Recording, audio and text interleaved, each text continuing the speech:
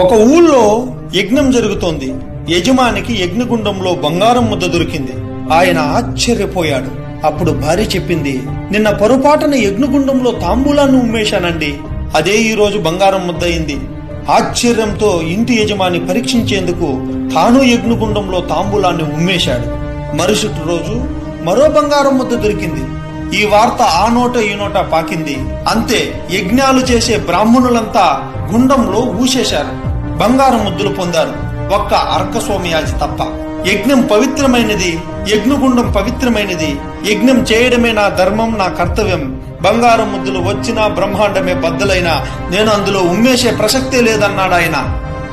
ఊరంతా ధనవంతులయ్యారు, ఒక్క అర్కస్వామియాజి తప్ప. ఆయన భార్యకి ఇది నచ్చలేదు. మనము ఉమ్మేద్దామండి, బంగారం పొందుదామని ఎంతో నచ్చజెప్పింది. అర్కస్వామియాజి సరే మీరా అంటూ కాదన్నాడు. చివరికి ఆమె కోపంతో పుట్టినింటికి పయనమైంది. ఆమెకు నచ్చ చెప్పుతూ అర్కస్వామియాజి కూడా తన వెనకే వెళ్లాడు. ఊరు పెలిమేర దాటాడో లేదో ఊళ్ళో పెద్ద గొడవలు మొదలయ్యాయి. బంగారం ముద్దల పేరిట కొట్టుకోవడం మొదలైంది. ఇల్లు కాలిపోతున్నాయి, మనుషులు చచ్చిపోతున్నారు. మొత్తం ఊరంతా బూడిదైపోయింది. ఒక్కరూ మిగల్లేదు, అర్కస్వామియాజి, ఆయన భార్య తప్ప.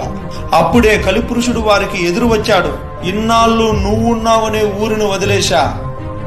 ఊరంతా బంగారం ముద్దుల కోసం ధర్మం తప్పినా నువ్వు నీ కుటుంబం ధర్మం పాటించింది. అందుకే నువ్వు ఊళ్ళో ఉన్నంతసేపు ఊరిని ముట్టుకోలేదు. నువ్వు ఊరు వదిలేయగానే నా పనిని నేను చేసి ధర్మహీనులను ధ్వంసం చేశాను అన్నాడు కలిపురుషుడు. ధర్మం తప్పని వాడు ఎప్పుడూ విజేతే.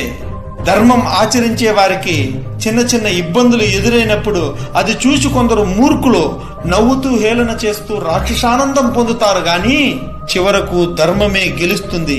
ధర్మో రక్షితః. ధర్మాన్ని నువ్వు రక్షిస్తే ఆ ధర్మమే నిన్ను రక్షిస్తుంది. జై హింద్. డౌన్లోడ్ మోజ్.